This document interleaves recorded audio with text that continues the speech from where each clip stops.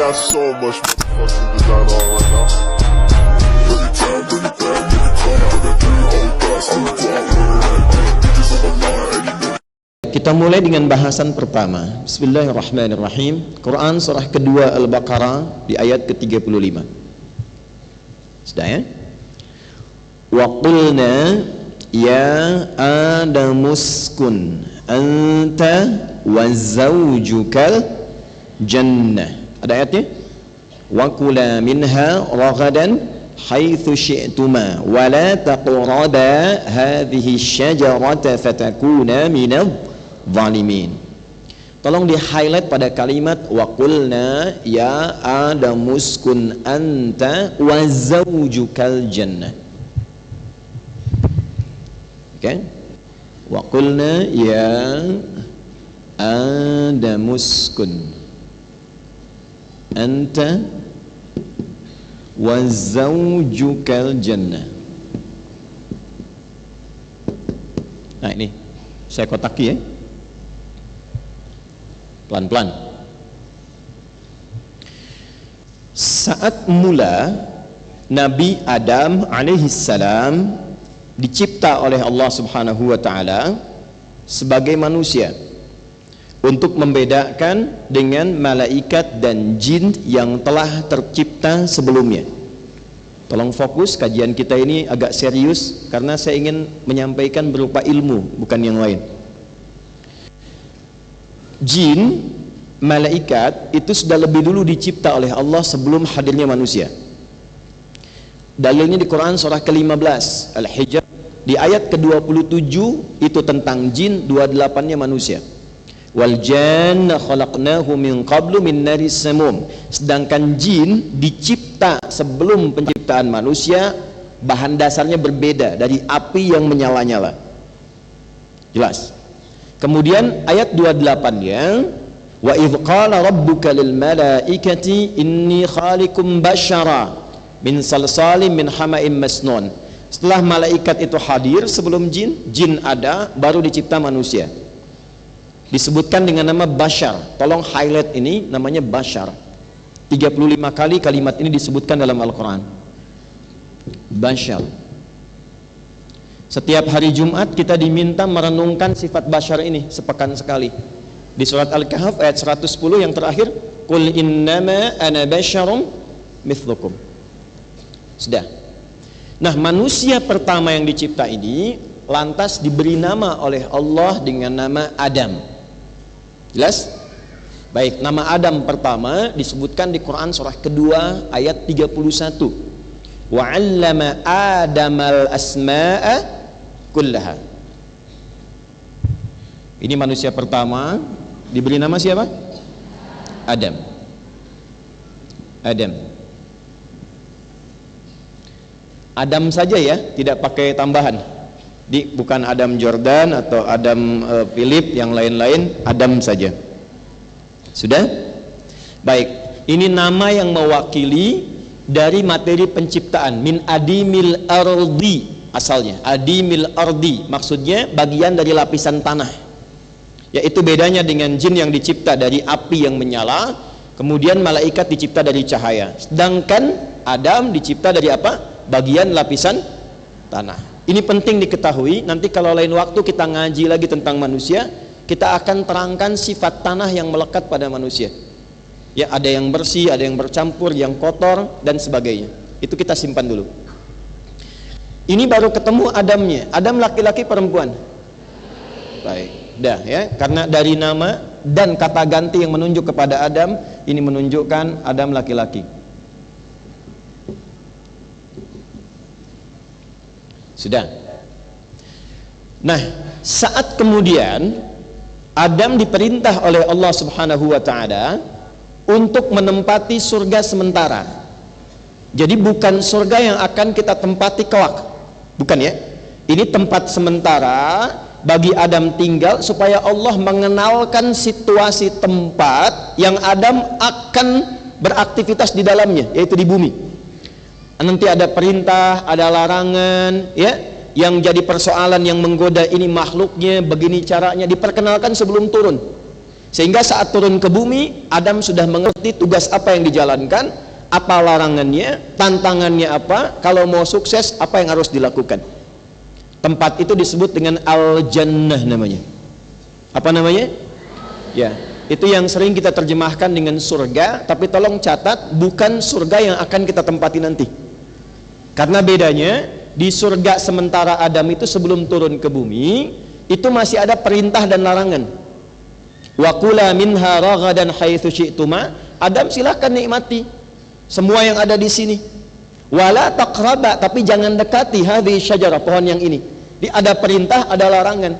Di surga kelak kita kemudian masuki insyaallah, itu sudah nggak ada perintah, nggak ada larangan lagi, semua kenikmatan.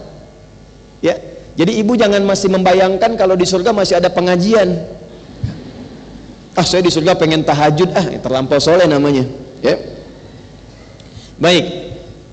Nah, saya ingin teruskan, saat akan diperintahkan oleh Allah untuk menempati tempat training sementara Al-Jannah sebelum turun ke bumi, maka diinfokanlah ada pasangan yang akan menemani kehidupan itu. Dan kata pasangannya menggunakan kata zauj yang dulu pernah saking detailnya saya terangkan. Wa qulna ya Adamus kun anta wa zaujukal jannah. Ini saya kotaki. Wa qulna, kenapa saya tidak kotaki ini? Karena saya akan tunjukkan betapa tinggi dan istimewanya perintah ini. Dan demi keagunganku, sedikit kita belajar bahasa Arab, Bu.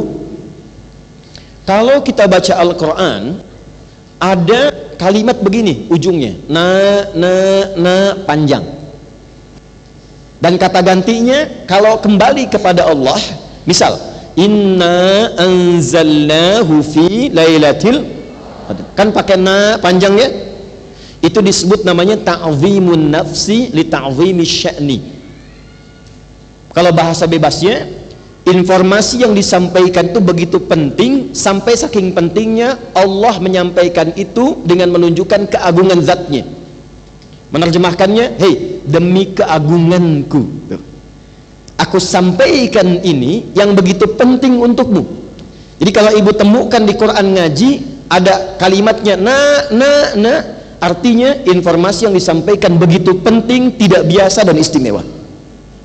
Saya ingin tekankan, ketika Allah menyebutkan kata zauj di sini dan sakinah, itu memberikan kesan bahwa kehidupan sakinah dan keberpasangan itu sesuatu yang istimewa, sesuatu yang tidak biasa. Ini poinnya. Di dalamnya ada laki-laki, di dalamnya ada perempuan. Pemahaman yang kedua, ketika Allah menciptakan Adam laki-laki, menciptakan perempuan yang kelak nanti kita kenal dengan nama Hawa, nanti saya kisahkan, itu pun memberikan kesan istimewa. Jadi jangan ibu simpulkan bahwa, maaf, cuma laki-laki yang istimewa, tidak. Perempuan juga istimewa. Saking istimewanya digunakan oleh Allah ta'zimun nafsi, keagungan dirinya untuk menunjukkan keistimewaan penciptaannya. Karena terkait perempuan yang kita bahas, saya khususkan pada aspek fitrah perempuan saja.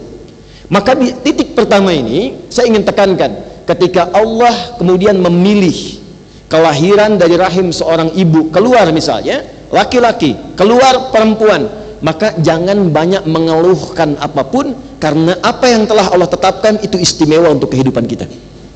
Jelas? Lahir perempuan, alhamdulillah. Lahir laki-laki, alhamdulillah. Nanti saat masuk materi kehidupan rumah tangga, saya akan bahas lebih jauh. Tapi singkatnya begini, kalau terlahir satu anak dengan gender apapun yang dilahirkan, itu pasti membawa sifat khusus untuk melengkapi kebahagiaan di rumah tangga. Karena itu tidak ada satu pun anak itu yang sifatnya sama, pasti beda. Ibu boleh cek deh, ada 5 anak, itu kelima-limanya pasti beda karakternya. Jangan merasa akan disamakan, tidak. Dan setiap anak itu dia akan membawa karakter yang menyempurnakan kekurangan di ayah ibunya, plus menyempurnakan kebahagiaan di keluarga besarnya. Jadi kalau suami kurang, disempurnakannya oleh istri. Istri kurang, disempurnakannya oleh suami. Suami istri kurang, yang menyempurnakan siapa? Sifat anak-anak. Sifat anak-anak. Makanya berbahagialah ibu kalau ada anak aktif misalnya. Sebab kalau dia diam saja nggak akan keluar karakter ibu, kreativitasnya nggak akan muncul. Nah, sini Alex, sini ke mama, diem aja ya. Pasti anak satu, anak dua, anak tiga itu punya karakter khusus yang menyempurnakan keadaan orang tuanya. Yang dahsyat, kadang dia menjadi landasan kebahagiaan untuk mewujudkan harapan kedua orang tuanya. Orang tuanya udah nabung, nggak mampu lama, anaknya divonis bahkan secara medis tidak ideal, ya. Tapi ternyata Allah anugerahkan cepat dia menghafal Quran dan haji kedua orang tuanya justru karena dari anak yang dianggap cacat itu. Makanya hati-hati ya. Maka wazaujuka, ini Adam, yang ini zauj menunjuk kepada pasangannya, perempuan. Namanya belum kita sebutkan. Sudah?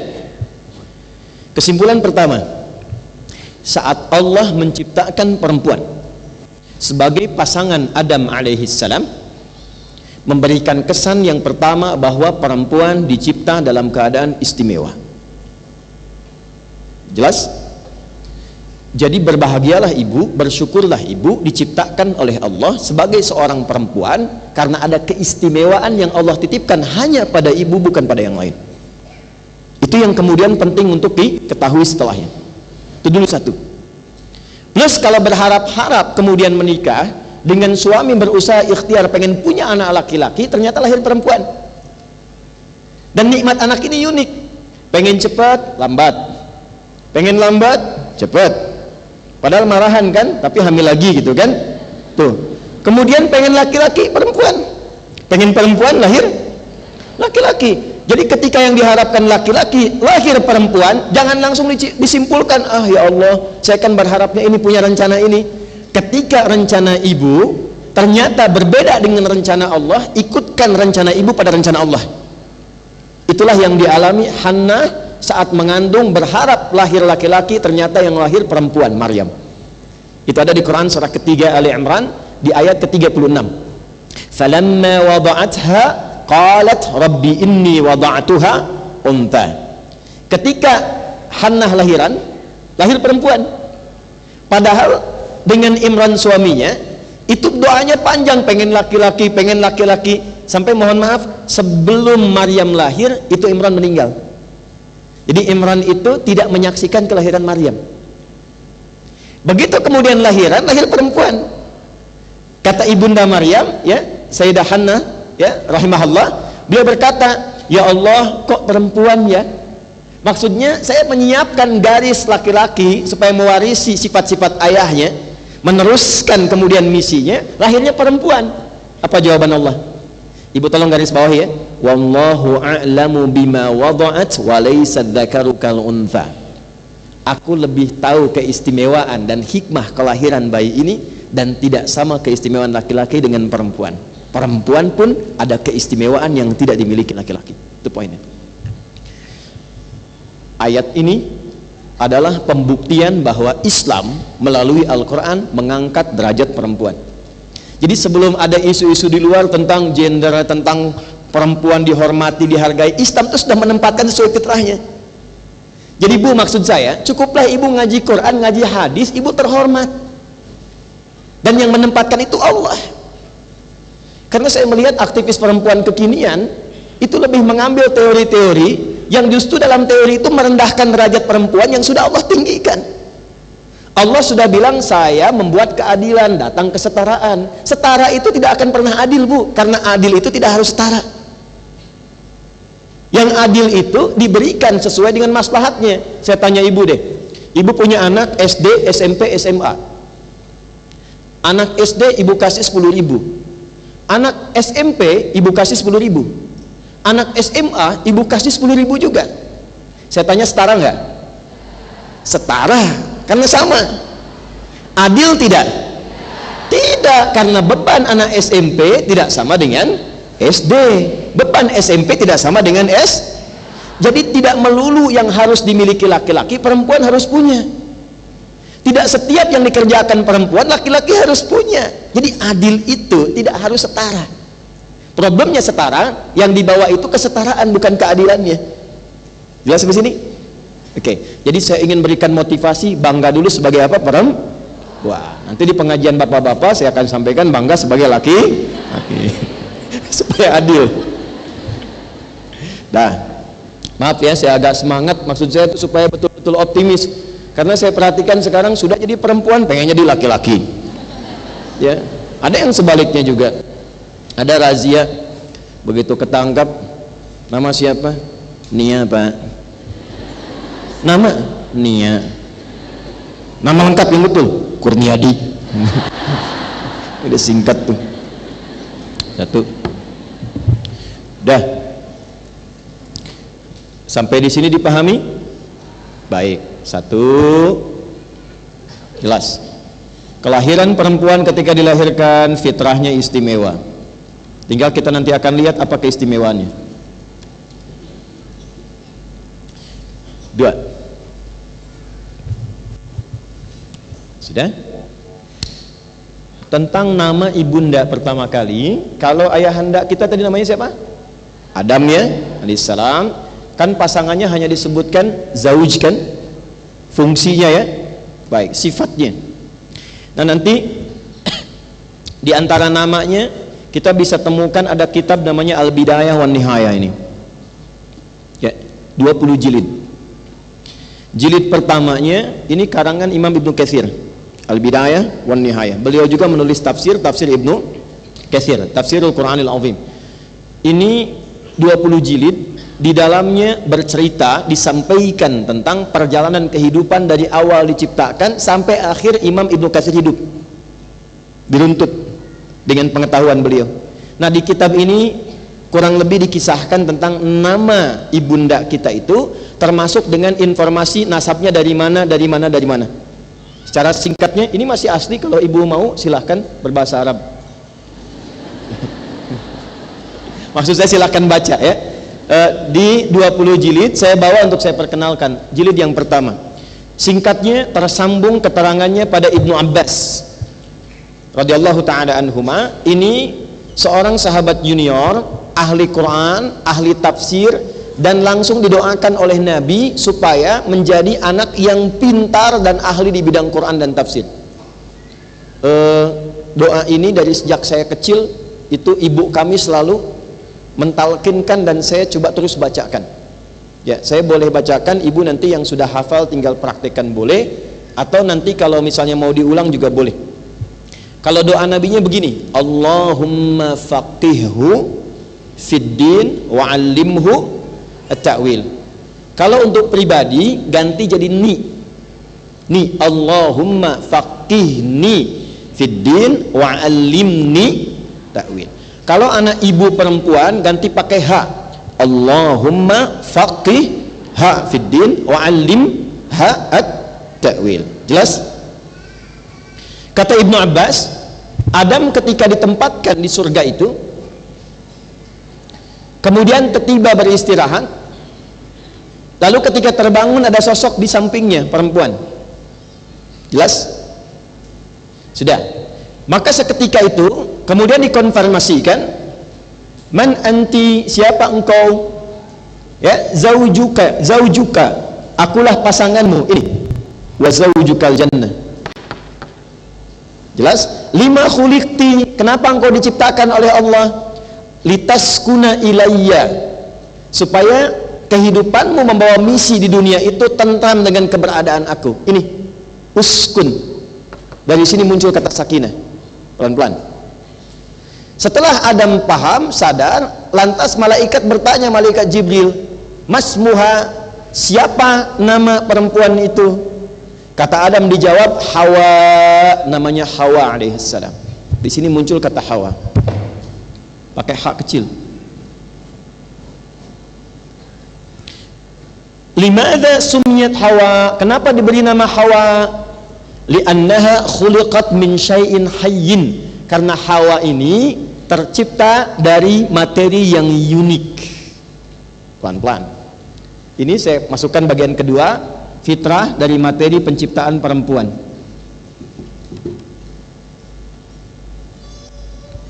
Catat hadisnya, Bu. Hadis riwayat Al-Bukhari. Sudah? Nomor hadis 3331. 3331. Kita pakai Quran, pakai hadis ya, Quran hadis ya. Al-Bukhari nomor hadis 3331. Alhamdulillah. Alhamdulillah. Sudah? Ada juga di hadis Muslim nomor hadis 1468, 1468. Saya sudah cek ya, dan saya buat catatan ini. Yang meriwayatkan namanya sahabat Abu Hurairah radhiyallahu taala anhu. Sudah? Qala Nabi sallallahu alaihi wasallam, dari Nabi sallallahu alaihi wasallam, pelan-pelan, istausu bin nisa'i, dalam riwayat lain khaira. Duhai para suami, ini sebetulnya untuk pengajian para ayah, tapi tidak ada masalah. Duhai para suami, perlakukanlah istrimu dengan perlakuan yang terbaik. Fa innahunna khuliqat min dila'in. Ini poinnya. Karena istri-istri itu, perempuan-perempuan itu tercipta dari dila'in, bagian dari tulang rusuk. Kata kiasannya, tulang rusuk. Ada yang menafsirkan bagian dari tulang dada, dila. Pelan-pelan. Yang ingin kita bahas nanti maknanya. Ya. Wa inna a'waja syai'in fi dila'in a'lahu. Tapi kadang-kadang di bagian ini yang paling rumit itu bagian atasnya, kata Nabi. Fa in dhahabta tuqimuhu kasartahu. Sebab ada kondisi yang kadang bengkok, kalau engkau ingin luruskan itu pasti akan patah. Pelan-pelan. Fa in taraktahu la yazalu a'waja. Tapi kalau engkau diamkan tetap saja bengkok. Karena itu di ujungnya istausu bin nisa, yang paling gampang pahami aja istrimu. Pahami istrimu, sudah. Itu kalimat Nabi yang terakhir. Ibu bisa nangkap nggak maksudnya apa? Nah, pelan-pelan ya, nanti kita gali. Ini dulu 2. Sudah? Nah, sekarang kita akan baru merasakan kenyamanan dan kenikmatan membahas ayat ini ketika ditafsir di ayat-ayat lain. Baru ibu dapat karakternya. Dari 2 ini kita turunkan cepat, pindah ke Quran surah ke 49 ayat 13. Kalau 4 dulu. Sudah?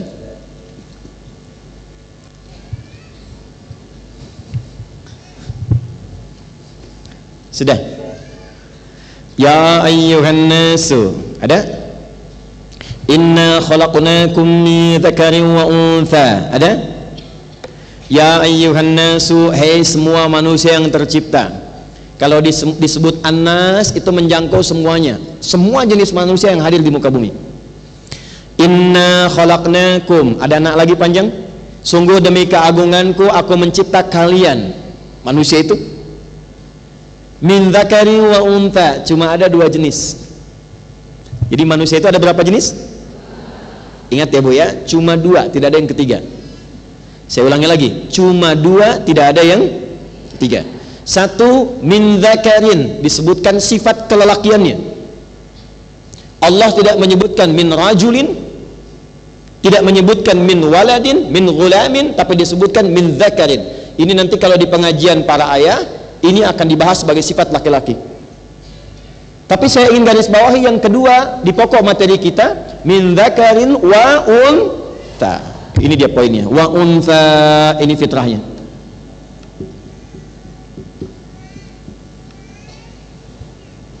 Dari kata anutha. Anuthatun. Ya ayyuhan nasu, hai semua manusia tanpa kecuali. Inna khalaqnakum, demi keagunganku aku ciptakan kalian semua min dzakarin, ada yang punya sifat kelelakian yang istimewa, wa untha, ada sifat istimewa yang hanya melekat pada perempuan. Pelan-pelan.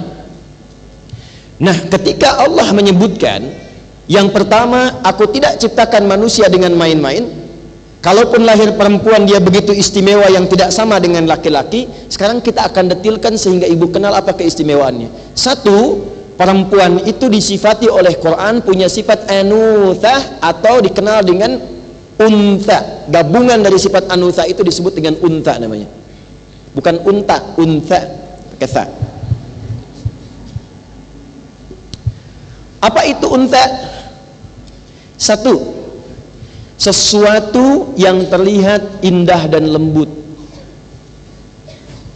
Indah, lembut.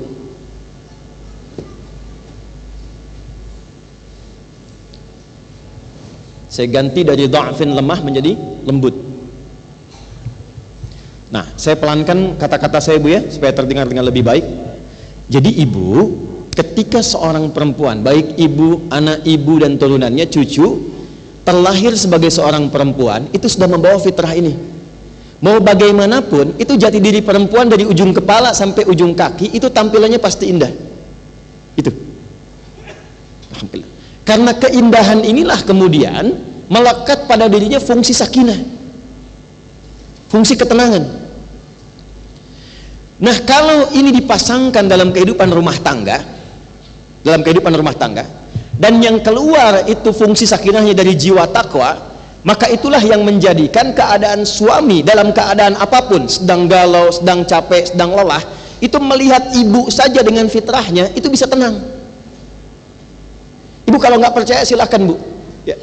Suami itu kalaupun sedang galau, sedang gelisah, sedang ada masalah, itu pulang ke rumah, walaupun misalnya, walau ibu sebagaimanapun, itu dari 100% pasti berkurang itu ketika melihat ibu.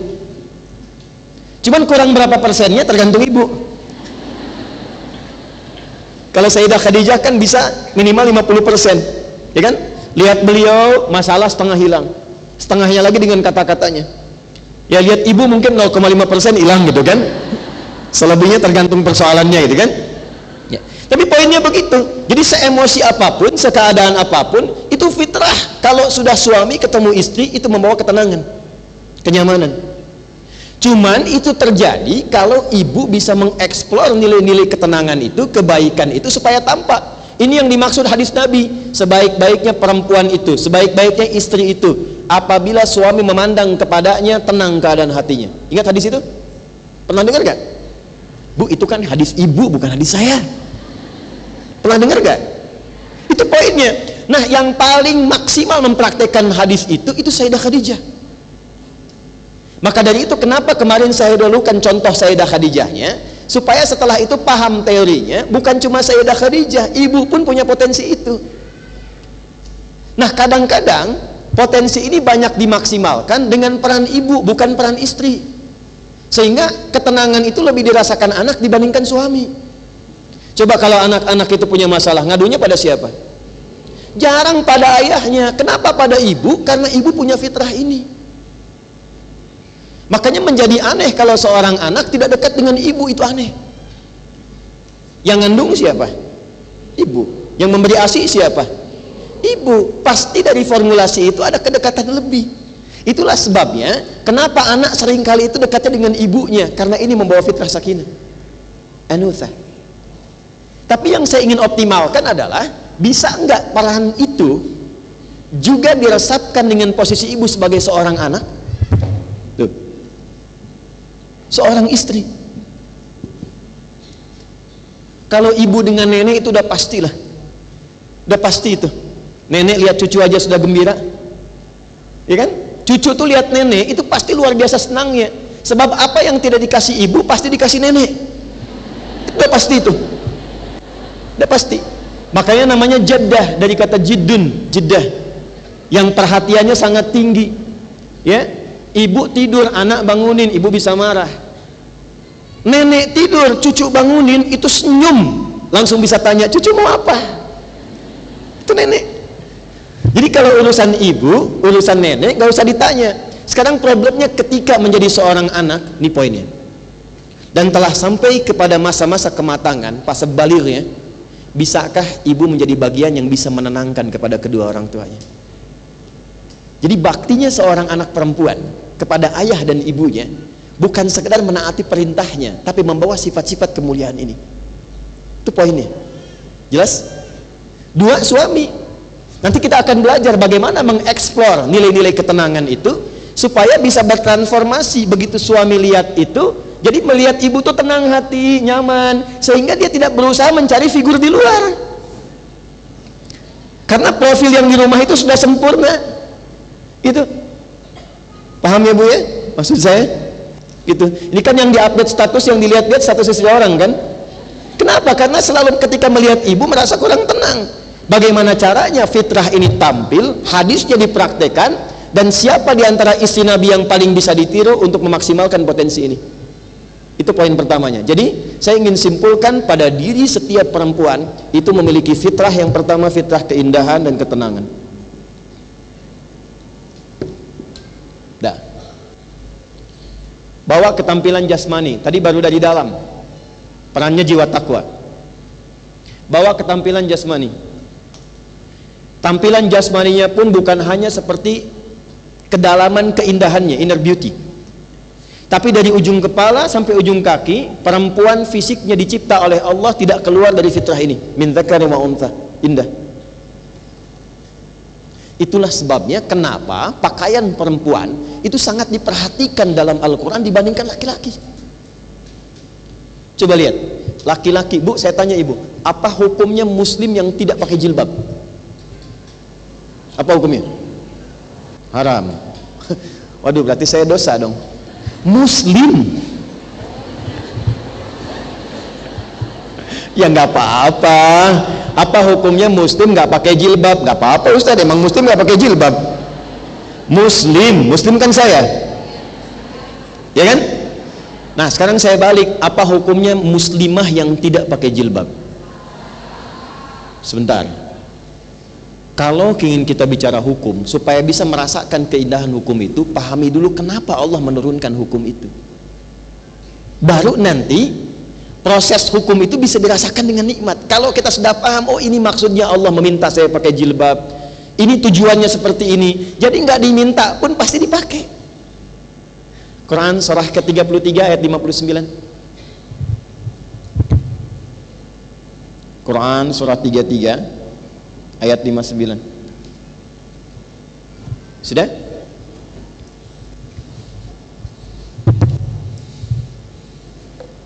Pelan-pelan ya Bu ya.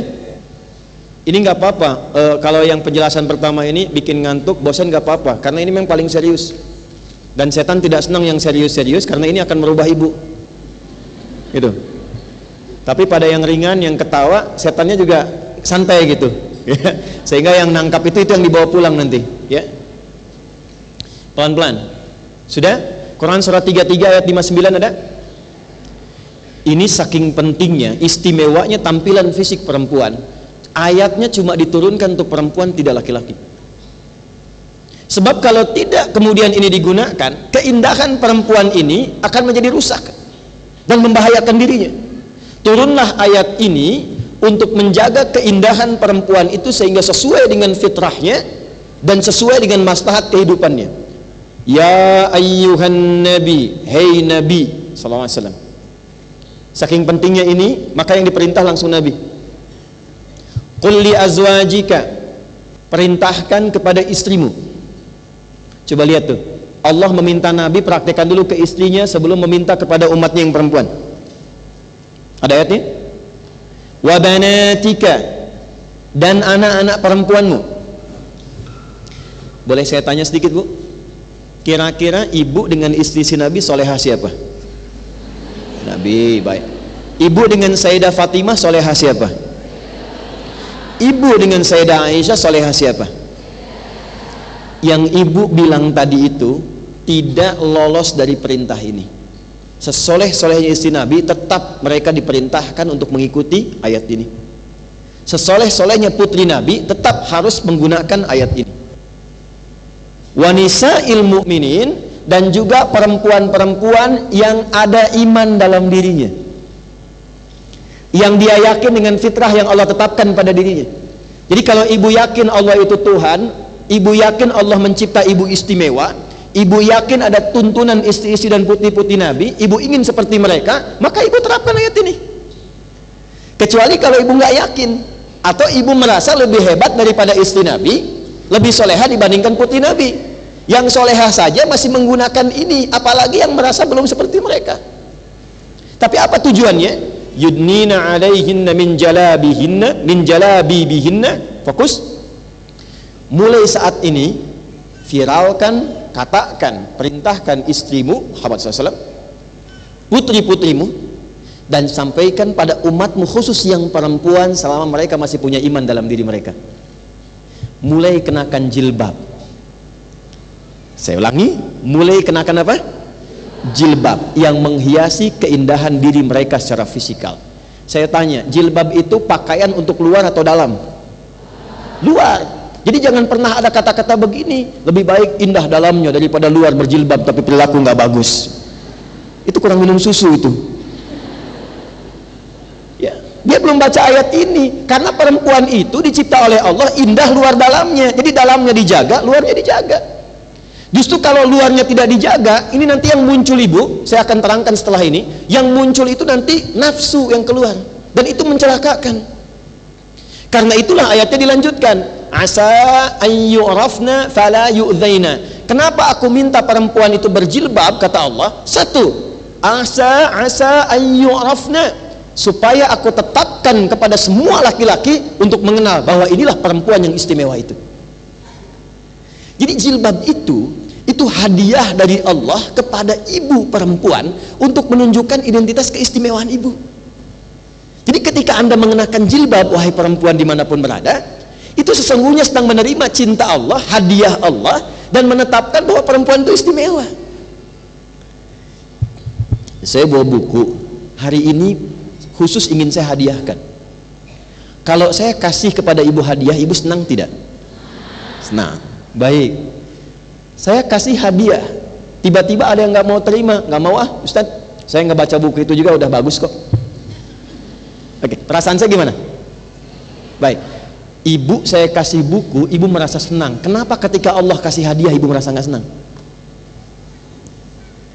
Dan hadiah itu ditujukan, diumumkan untuk semua lelaki, karena nanti konsekuensi ayat itu mengikat pada laki-laki, mengikat pada semua laki-laki. Kata Allah, aku umumkan ya, makhluk yang aku ciptakan istimewa ini, aku tunjukkan tanda pengenalnya, identitasnya yang harus diketahui oleh semua laki-laki bahwa dia istimewa. Asa ayyurafna. Apa itu?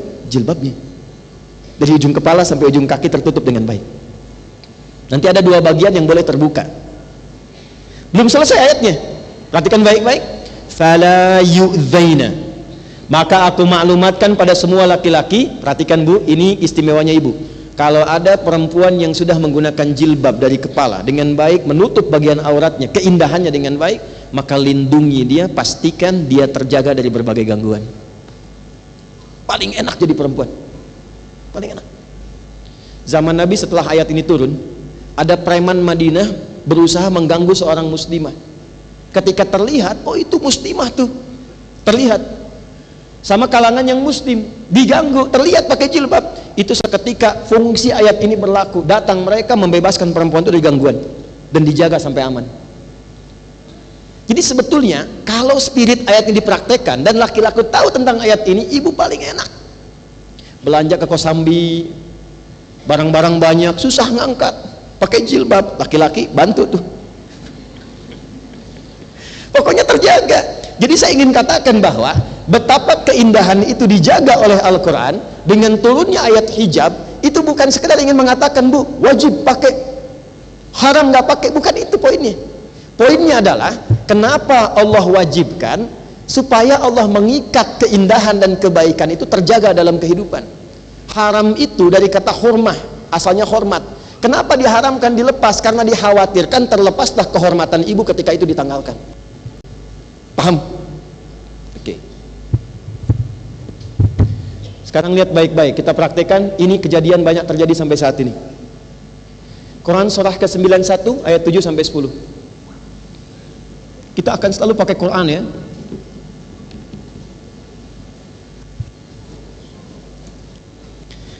Saya terlalu cepat? Saya terlalu keras? Maaf bu ya, kalau intonasi saya ditekankan, artinya memang ada sesuatu yang penting dan ada fenomena di luar itu yang kadang belum terbaca ini, sehingga kadang gemes gitu ya. Apa bahasa Rusianya itu? Kehul. Ya. Sudah? Nah, yuk. Ini materi sangat penting. Yang kedua ini, dan ini tidak semua orang bisa mengkaji itu. Dan ini bagian rahasia yang hanya kita buka antara kita saja hari ini ya. Perhatikan, wa nafsi wa ma sawaha fa alhamaha fujuraha wa qad aflaha man wa qad khaba man.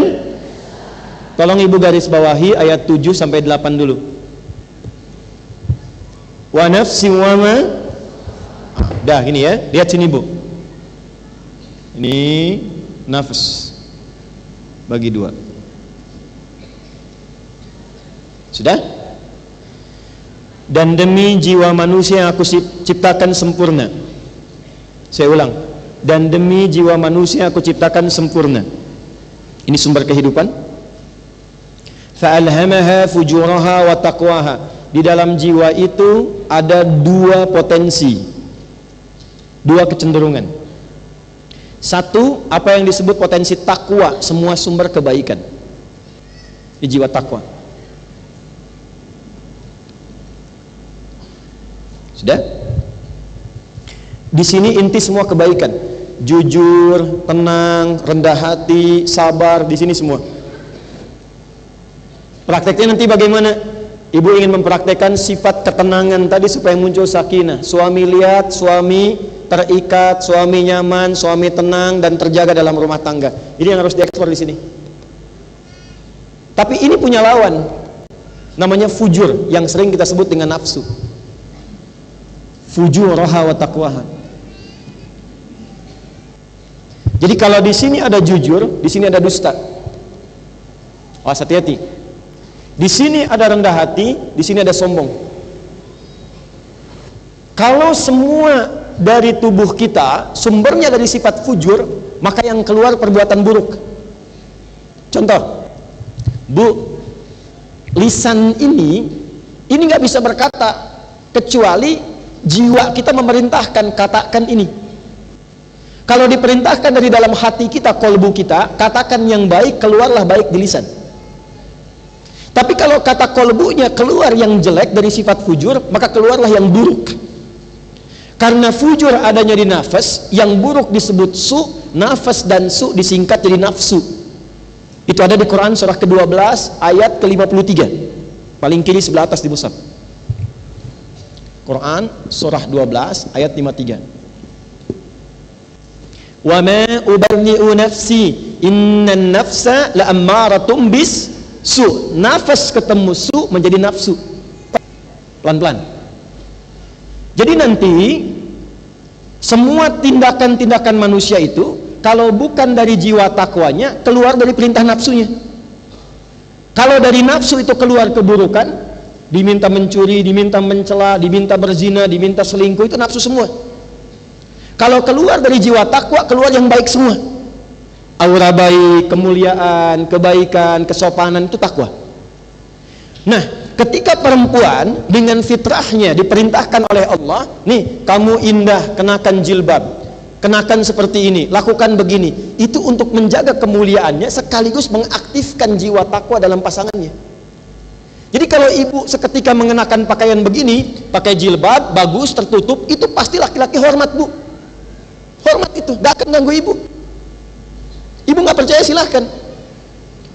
Preman sepreman-premannya lihat ibu berjilbab rapi bagus, itu untuk menggoda, untuk mengusik, itu sungkan. Ganggu tuh, lewat ulah bunga gede dosanya. Ganggu tuh nggak mau dosanya gede katanya.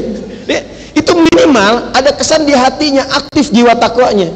Sepreman-premannya kalau ibu menjaga hukum Allah, ibu terjaga.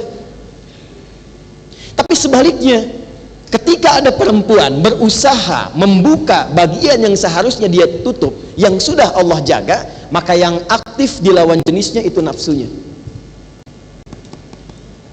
Itulah sebabnya kenapa perempuan itu dijaga dari auratnya, supaya apa? Satu, tidak terganggu dan terlukai dirinya. Yang kedua, tidak terpancing keadaan nafsu dari dalam pasangannya, sehingga dengan munculnya nafsu itu bisa mengganggu kehormatan dirinya. Itu poinnya. Jadi kalimat ini nggak benar kalau ada aktivis ya, feminis macam-macam mengatakan yang penting pakai pakaian terhormat. Itu mah laki-laki aja yang nafsunya begitu. Nah, nafsunya itu muncul karena perilaku Anda. Itu poinnya. Ya, itulah sebabnya kenapa Allah tutup, supaya kehormatan ibu terjaga, yang lain tidak terganggu. Jelas gak? Ini kisah nyata di Amerika. Satu kali seorang perempuan berjilbab, ini kisah nyata, sedang lewat bu malam-malam. Allahu Akbar, ketika lewat ternyata ada beberapa preman sedang nongkrong. Dan preman itu dari karakteristik wajahnya sudah tercurigai suka berbuat sesuatu yang kurang baik.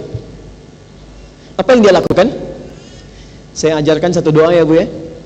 Ibu kalau ada anak perempuan atau ibu sedang berjalan ke satu tempat sedang tidak merasa nyaman, ibu boleh bacakan doa ini. Bismillahilladzi Bismillahilladzi la yadurru ma'asmihi syai'un fil ardi wala fis sama' wa huwas sami'ul basir. Itu kalau mahasiswi, adik-adik atau ibu atau anak gadisnya atau ibu sedang jalan terus lewat tempat yang nggak enak, ada orang nongtong-nongtong diduga nggak enak, bacakan doa itu. Singkatnya gini, perempuan itu lewat, ini kisah nyata.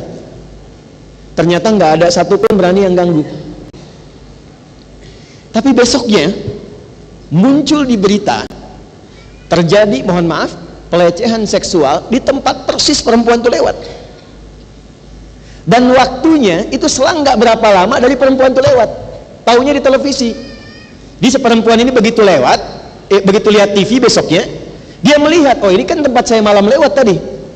Terus waktunya nggak berjauhan, begitu beliau telah lewat tadi, setelah sekian ya waktu, itu terjadi peristiwa itu. Maka secara singkat, pelakunya itu karena terduga, terlihat kan, lewat CCTV, ada beberapa keadaan, ditangkap, tapi untuk memastikan harus ada saksi.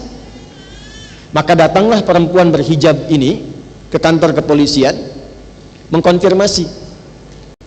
Ketika kemudian diperlihatkan, betul, itu juga yang saya lihat ketika saya melewati tempat itu. Penasaran setelah itu, maka dia datangi pelaku tadi, dia tanya, perempuan ini, saya mau tanya pada Anda, kan sebelum perempuan yang Anda lecehkan itu lewat, saya akan lewat, kenapa Anda nggak lecehkan saya? Apa jawab preman-preman tadi? Mereka katakan, kami tidak berani melecehkan Anda. Kenapa? Karena saat Anda lewat tadi, di samping Anda itu ada pria-pria berbadan besar yang selalu menjaga Anda saat lewat. Ini kisah nyata. Kisah nyata. Dan ini janji Allah di surah Fussilat. Ketika seorang hamba istiqomah mendekat kepada Allah, Allah turunkan malaikat untuk menjaganya. Innal ladzina qalu rabbunallahu tsummas taqamu tatanazzalu alaihimul malaikah alla takhafu wa la tahzanu. Orang yang istiqomah mendekat karena Allah, mengerjakan sesuatu karena Allah, ibu berjilbab karena Allah, Allah kasih hadiah, ibu ingin pakai karena Allah, saya gunakan karena Allah. Kata Allah, siapapun hambaku yang melakukan segala hal karena aku turunkan malaikat khusus untuk menjaga dia selama dalam kehidupannya. Itu poinnya. Lalu ditanya lagi, kenapa perempuan yang itu engkau lecehkan? Karena dia menggunakan tampilan yang begitu menggoda. Jadi ketika Allah turunkan pakaian khusus untuk perempuan, sesungguhnya untuk menjaga kehormatannya dan melindungi dia dari perbuatan yang tidak menyenangkan. Itu poinnya. Ya, jelas ya? Ibu kenapa haru begini? Maaf ya Bu ya. Mohon maaf. Tuh. Kalau ibu ingin tampil menjaga keindahan dan telah jadi fitrah, nggak ada masalah. Yang penting tetap modelnya terjaga. Kan perempuan bawa fitrah keindahan kan? Nah, bagian penyaluran dari keindahan itu ada pada model, silahkan. Nanti ada istri Nabi yang membawa karakter-karakter fashionable tentang pakaian. Silahkan, mau misalnya pakai pakaian-pakaian yang warna hitam, boleh. Warna putih, boleh. Bikin seragam, boleh. Kadang-kadang kan suka beda pendapat mau ke pengajian dengan suami kan. Papa bagus mana pak? Kuning apa biru? Kata ayahnya, kayaknya biru deh. Kayaknya kuning deh. Selalu ada begitu kan? Ya, begitu keluar hijau ya. Nggak ada masalah, yang penting prinsipnya terjaga. Dan yang kedua, sekalipun sudah berjilbab, sekalipun sudah bagus, tetap menjaga supaya tidak menggunakan itu untuk memancing keburukan terjadi. Turunlah Quran surah ke-33 ayat 33. Ini runtut sekali, Bu.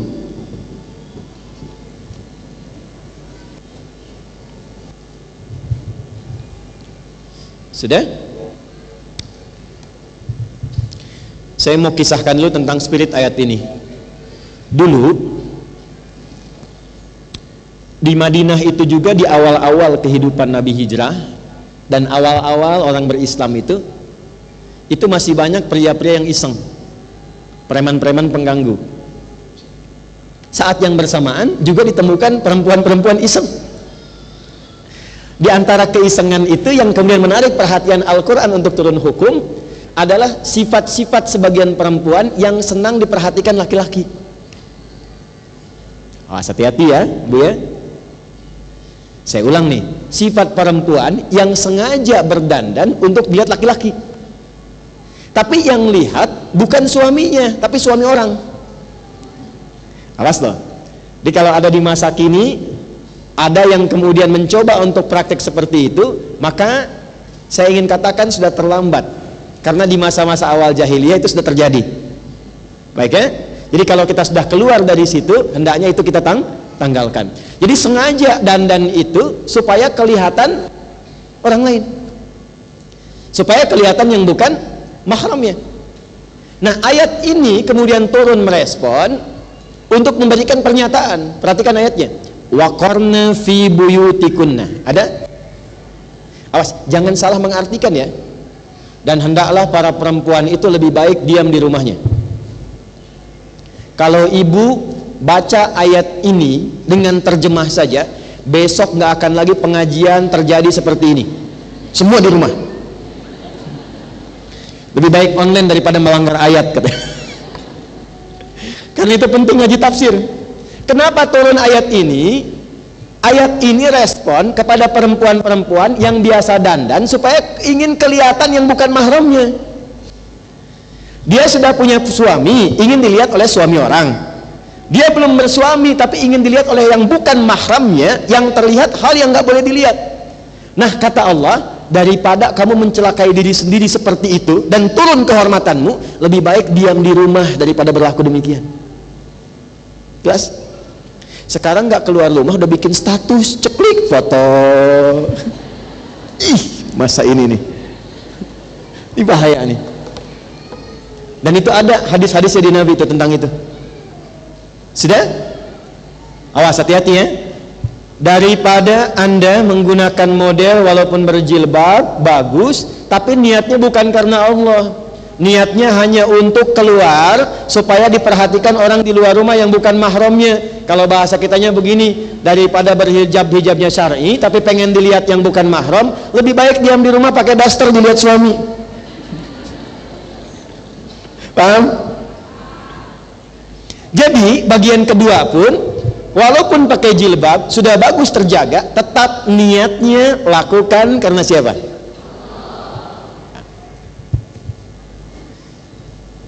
Saya berikan rahasia besar, Bu ya.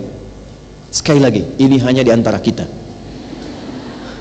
Kalau ibu jaga ini karena Allah, maka Allah akan hunjamkan kepada hati suami untuk terus membersamai ibu dalam kehidupannya, sekalipun ibu tidak sedang di sampingnya.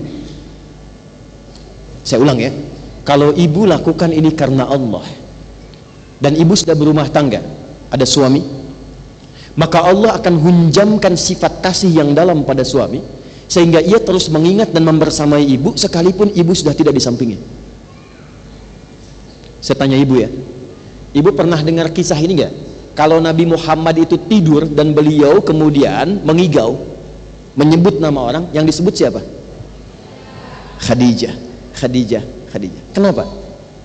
Karena Sayyidah Khadijah sudah mempersiapkan sebelum menikah dengan Nabi, itu sudah persiapan diri akan melakukan semua tujuan hidup berumah tangganya karena Allah. Tuh. Silakan ibu baca sirahnya Sayyidah Khadijah. Itu beliau sudah persiapkan sebelum menikah dengan Nabi. Karena itu yang beliau cari itu yang dekat dengan Allah. Sudah ada viral, akan ada informasi dari saudaranya, ya, yaitu Warakah bin Naufal, akan ada Nabi lahir di sini. Itu beliau itu setiap yang lamar itu hampir setiap waktu datang melamar tolak, datang melamar tolak. Karena beliau menginginkan calon suaminya itu yang diridhoi oleh Allah. Maka ketika mendapatkan Nabi Muhammad pun, pelayanan beliau kepada Nabi bukan sebatas karena suaminya, beliau lakukan untuk mendapatkan ridha Allah. Dan itu ada zikirnya, Bu. Ada zikirnya. Sehingga Allah tanamkan cinta yang dalam kepada diri Nabi, walaupun status beliau Nabi, Rasul, orang paling agung. Ya, kata Allah tuh begini di Quran. Kalau ibu ngaji Quran nanti diberi pilihan. Muhammad SAW, pilih semua perempuan dimanapun yang engkau inginkan, engkau pilih untuk dinikahi, aku ridai. Tapi hanya Nabi menyebut Khadijah, Khadijah, Khadijah. Itu poinnya. Jadi kalaupun ibu berjilbab, lakukan karena Allah. Beraktivitas di rumah tangga, lakukan karena Allah. Nanti insya Allah Allah lapangkan hatinya, bukan cuma dilebarkan jilbabnya, hatinya dilapangkan. Kalau ibu kerjakan karena suami, capek, Bu. Ibu sudah masak, siap-siap, kadang-kadang nggak dimakan. Kan?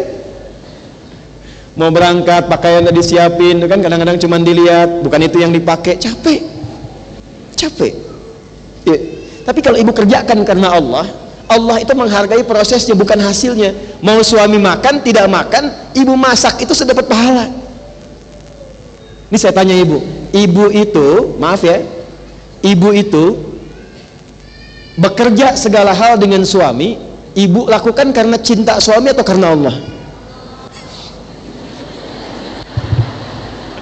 Karena Allah. Alhamdulillah. Ya.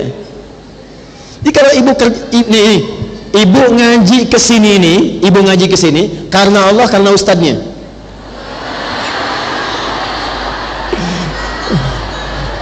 Aduh, kumaha itu. Ibu tolong ringankan hisab saya di hari kiamat. Kalau ibu ngaji karena Allah, ibu tunggu materinya. Tapi kalau ibu ngaji karena ustadz keluar, wah, masya Allah. Saya ini orang biasa, salahnya banyak, cuman oleh Allah ditutup. Kadang-kadang sering nangis karena takut jamaah yang berhasil saya gagal. Kita ngajar tiap hari, Bu, tapi nggak tahu berhasil nggak dalam pandangan Allah. Yang saya butuhkan ibu doakan juga, bantu supaya Allah tanamkan keikhlasan, jauhkan dari sifat buruk, macam-macam. Ya, itu yang penting, karena yang paling berat itu pengajar itu. Yang paling berat itu di hari kiamat, muridnya berhasil, gurunya gagal. Tuh, hati-hati gitu. Balik sini. Yuk kita tenang lagi ya, pelan-pelan. Jadi kalau saya tadi kencang, intonasi tinggi, karena rasa sayang saya supaya apa yang Allah sudah berikan ini terjaga. Jelas ya? Jadi tentang jilbab, paham spirit di balik itu? Jelas ya? Kemudian juga kita belum masuk pada kelembutan, kita baru masuk di sini. Yang kedua tadi, walaupun pakai jilbab, jaga kehormatan itu. Dan jangan sampai disalahgunakan. Tadi baru waqarna fi buyutikunna. Yang kedua, wala tabarrujna tabarrujal jahiliyatil ula. Yang ini lebih keterlaluan lagi, pakai pakaian untuk maksiat. Ibu pernah lihat nggak kalau di India itu perempuan pakai gelang di kaki itu, tinggi supaya kedengeran kan? Supaya terlihat oleh lawan jenis ya. Nah itu jahiliyah banyak yang begitu, banyak. Kaki pakaian gelang 2 kilo misalnya kan, jalan bunyi tinggi kelihatan gitu kan. Nah itu supaya tertarik dan terjadilah maksiat. Nah sekarang saya tidak akan highlight yang tidak berjilbab. Yang saya highlight itu adalah, kok bisa Allah sudah kasih hadiah untuk menjaga kehormatan dirinya, kok dipakai untuk berbuat sesuatu yang maksiat. Saya tuh paling sedih kalau ada perempuan yang tertangkap misalnya melakukan pencurian dalam tanda petik, ternyata dia sengaja gunakan jilbab. Pura-pura pakai jilbab ikut i'tikaf, tiba-tiba handphone jamaah hilang. Sampaikan ini ya, tolong, kalau pesan saya sampai ini, orang yang sengaja berbuat maksiat dengan jilbabnya dan dia kenakan itu untuk bermaksiat, itu dosanya 2 kali lipat dibandingkan dengan orang yang bermaksiat biasa. Jelas ya? Tapi sebaliknya, kadang-kadang kesal, tapi juga pembuktian dari fitrah keislaman sebagai perempuan. Ada perempuan yang kalau sedang maksiat tidak berjilbab, nipu tidak berjilbab, berbuat buruk tidak berjilbab, tapi ketika ditangkap sama polisi, disiapkan, kemudian ditampilkan, kok pada pakai jilbab. Keselnya itu seakan-akan yang melakukan perbuatan yang berjilbab, padahal sebelumnya tidak. Tapi yang kedua ini yang dibaca, yang harus disyukuri adalah ternyata fitrah yang saat Allah ciptakan sebagai perempuan tampil di situ. Karena dia merasakan yang bisa meringankan hukuman dia dan menghilangkan persepsi orang supaya dia dianggap baik itu jilbabnya. Itu diakui. Jadi pelaku maksiat pun masih mengakui bahwa jilbab itu kehormatan. Makanya ketika dia dirilis keluar, dia pakai jilbab. Dan kalau dia ingin melunturkan naluri hakim supaya senang dan mengurangi hukuman, nggak tanggung-tanggung, pakai jilbab yang panjang. Coba lihat, itu fitrah bu, pelaku maksiat saja sudah tahu tentang itu. Paham ya? Ayo, balik lagi. Ini sudah bagian terakhir. Di materi ini kita masih ada sajad. Kita sampai jam berapa? Iya, boleh. Silakan ibu sampai dulu dengan suami ibu di sini. Saya jam 11 pulang ya. Kita lihat yang kedua. Yang pertama tadi fitrah, ada keindahan, sifat anuthah, tampil indah. Jadi ibu nggak ada masalah kalau ibu senang, ada seragam, ada baju, ada, itu biasa, itu perempuan. Ya, peduli pada keindahan itu biasa. Tapi tempatkan keindahan itu untuk mendapatkan ridho siapa? Allah Subhanahu Wa Taala. 2, punya sifat kelembutan yang unik, yang dilukiskan dalam hadis tadi seperti tulang rusuk yang bengkok. Sudah? Bahasa gampangnya gini, lembut tapi perasa. Oke? Lembut tapi perasa. Bisa jadi kelebihan, bisa jadi kekurangan.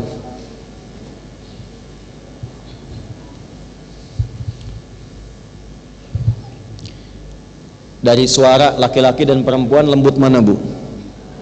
Pasti perempuan. Makanya kalau ada perempuan suaranya kayak laki-laki, ibu aneh kan? Dan kalau ada laki-laki suara seperti perempuan, ibu juga aneh. Tuh, fitrah. Yang ingin saya bicarakan di sini adalah sifat perasanya. Kelembutan ini kalau ditempatkan untuk mengeluarkan sifat takwanya, maka ibu akan mencapai derajat mendekati sempurna sebagai perempuan. Kelembutan yang ditempatkan ketika suami sedang ada kegelisahan, ketika anak sedang mengadu, ketika sedang curhat dalam kehidupan rumah tangga, ini muncul jadi solusi. Ketika ada rasa marah di lawan pasangan, ini muncul jadi solusi. Tapi ketika itu ditempatkan dengan sifat fujur yang mengalir dengan rasa yang paling tinggi, ini bencana. Perempuan karena punya sifat perasanya, jadi berbagai ingatan itu seringkali disimpannya dalam perasaannya, di hatinya, karena itu yang dominan. Kalau laki-laki lebih banyak di pikirannya. Karena itu kadang-kadang kalau datang pikiran yang lain, ini hilang, bebannya nggak terlalu banyak. Tapi perempuan karena disimpan di perasaan, hilang di pikiran, tertanam di rasa. Ya. Jadi kalau ibu ada masalah hari ini dengan suami, itu rekening listrik 16 tahun yang lalu bisa diungkit lagi, karena masih ada di sini. Ya, makanya nanti di pengajian bapak-bapak saya sampaikan wasiat nabinya sederhana. Di hadis yang tadi ibu catat itu, nomor hadis 3331, kata Nabi itu gini kepada para suami, duhai para suami, istausu bin nisa'i khaira, Istri-istrimu itu pahami aja lah, pahami aja, baikin aja kata Nabi. Sebab memang dalam hatinya menyimpan rasa yang dalam, sehingga kadang-kadang mau kamu luruskan bisa salah, kamu benarkan pun salah juga. Bahasa singkatnya gini, istri itu kadang-kadang tidak ingin dibenarkan, hanya menginginkan suami mengatakan saya salah. Paham ya? Ya kan? Para istri itu nggak ingin dibenarkan, nggak ingin dianggap benar, cuman pengen suaminya ngaku salah gitu. Dan dalam bab itu yang keluar banyak kan, bla bla bla bla bla bla bla bla keluar semua ya. Itulah sebabnya kenapa disebut mar'ah. Kenapa disebut mar'ah? Mar'atun,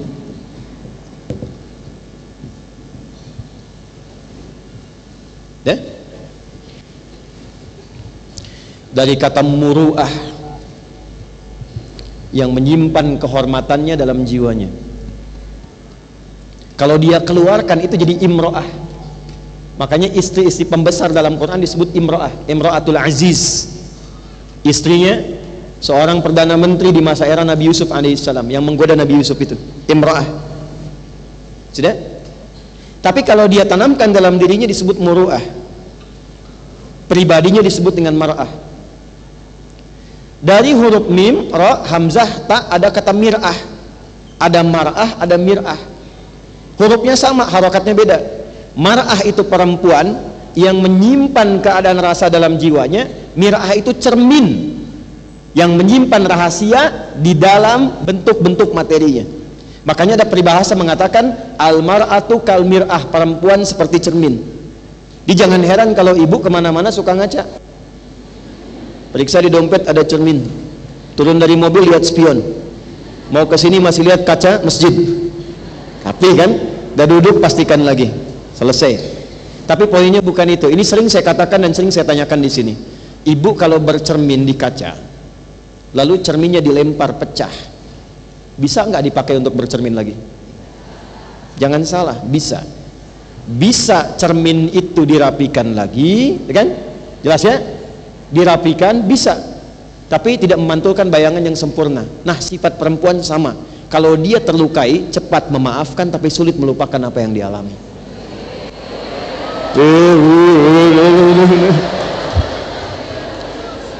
Nah, itu yang kurang bagus. Itu yang kurang bagus. Kenapa kita belajar Sayyidah Khadijah duluan? Untuk menempatkan yang paling tinggi. Jadi walaupun menemukan kegelisahan di diri Nabi, nggak datang tiba-tiba, kenapa Nabi Muhammad, kenapa ya suamiku, kenapa? Nggak ada. Beliau bisa menahan itu dan nggak pernah curhat selama berumah tangga puluhan tahun. Kamu kenapa sekarang gelisah? Dulu gelisah 10 tahun dulu kamu datang ke sini gelisah juga. Nggak ada begitu. Datang, assalamualaikum, buka, waalaikumsalam, sedang gelisah betul. Kan turun dari Gua Hira seperti pernah saya ceritakan. Masih ingat ya? Coba ada yang cepat ingat, lambat lupa. Cepat ingat, cepat lupa. Lambat ingat, lambat lupa. Yang saya agak repot tuh yang lambat ingat, cepat lupa. Ya Allah, ampuni saya. Nabi Muhammad turun dari Gua Hira. Wahyu belum turun setelah periode Iqra. Ini di Al-Bukhari. Di tengah-tengah tiba-tiba siang-siang malaikat Jibril turun dalam rupa aslinya. Muhammad, nengok kanan kiri nggak ada orang, ke belakang kosong, ke depan lenggang. Begitu nengok ke atas, kata beliau, kata Nabi Muhammad SAW, ini di Al-Bukhari dari Jabir bin Abdullah, ada sosok besar kayak duduk antara langit dan bumi, natap ke bawah tajam besar. Ibu gini deh, ibu kan tadi bilang ada yang mau sampai jam 12, jam 2 di sini kan? Misal, ibu terakhir keluar dari sini, begitu keluar masjid, dari dekat pohon tiang listrik itu, tiba-tiba ada yang manggil. Cunini gitu. Cunini. Ibu nengok kanan kiri nggak ada orang, depan belakang kosong, begitu ke atas jubah putih, rambut panjang, Cunini gitu. Pertanyaan saya, ibu tetap di tempat atau langsung pergi cepat-cepat? Nah, Nabi juga begitu. Ini bahasa hadisnya, faroibtu minhu, aku merasa khawatir bulu kuduku naik sehingga aku cepat-cepat pulang. Jadi takut itu fitrah. Yang salah itu takut berbuat baik. Ya kan? Begitu sampai rumah, dibuka pintu rumah, itu melihat Sayyidah Khadijah. Ini yang saya maksudkan. Dan lihat suami sedang gelisah. Itu enggak mewawancara suami dengan berbagai macam pertanyaan, hanya diam tersenyum menyambut dengan kelembutan, sampai setengah gelisahnya Rasulullah hilang ketika melihat wajah beliau yang mulia itu. Begitu dibuka keluar, waalaikumsalam warahmatullah, dilihat hilang setengahnya. Kata Nabi, zammiluni zammiluni zammiluni, selimuti aku, dibawa, diselimuti, keluarlah kata-kata fenomenal itu. Suamiku sayang, engkau itu orang baik, engkau tak pernah menyakiti orang lain, engkau orang yang dermawan, menjaga anak yatim, engkau adalah penopang bagi yang lemah. Kalau bahasa kitanya, tanamkan pada jiwamu yang paling dalam, segelisah apapun, aku akan selalu bersamamu dalam suka dan duka. Kumaha ya teh? Itu Sayyidah Khadijah, Bu. Iya, aduh, ini korban drakor kayaknya mah ini. Maksud saya, ini semua potensi yang ada pada diri ibu itu optimalkan ketika dipraktekkan dalam realitas yang sesungguhnya. Ini suami banyak persoalan, di kantor banyak masalah, di jalan kena lampu merah, disalip sama mobil orang lain, nyampe ke rumah capek, begitu nyampe ke rumah ibu wawancarai, kenapa kamu wajahnya begitu? Emang kenapa? Udah dimasakin masih begitu, nggak selesai. Jelas ya? Oke. Ada keindahan, ada kemuliaan yang sudah Allah jaga, ada keistimewaan, ada sifat perasa, ada kreativitas. Pelan-pelan. Pindah ke Quran surah 4 ayat 1. Saya cepat sekali.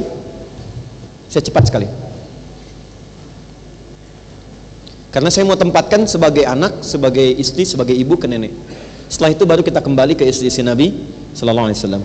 Saya punya waktu kurang lebih 15 menit lagi, jadi kita bisa optimalkan. Ya ayyuhan nasu, ada? Sudah? Ibu masih ingat nggak tadi yang saya sampaikan? Kalau ibu ingin mengoptimalkan semua fitrah manusia, fitrah perempuan yang baik itu, dikeluarkannya dari jiwa apa tadi? Masih ingat? Takwa ya? Kan ada nafsu, ada takwa kan? Ada fujur, ada takwa. Sekarang lihat, Quran surah 4 ayat 1. Ya ayyuhan nasu taqu rabbakumul ladzi khalaqakum min nafsin wahidah wa khalaqa minha zawjaha. Highlight ini. Hai semua manusia, tingkatkanlah takwamu kepada Allah yang telah mencipta, merawatmu, peduli dengan engkau. Rabb itu yang peduli, yang merawat, memberikan semua kebutuhan dan kebaikan. Bawa ini ke kalimat perempuannya, wazauj di situ. Tempatkan untuk perempuan. Hei semua perempuan yang telah aku cipta, keluarkan potensi takwamu, tingkatkan takwa dan kedekatanmu dengan aku, Rabbu yang telah menciptakanmu dengan istimewa. Aku yang peduli kepadamu, aku yang mencukupkan semua kebutuhanmu. Di pesan Allah ketika ibu menyadari semua keistimewaan ini, pesan pertama yang Allah berikan adalah aktifkan semua keistimewaan yang telah Allah berikan yang bersumber dari jiwa takwa. Pelan-pelan.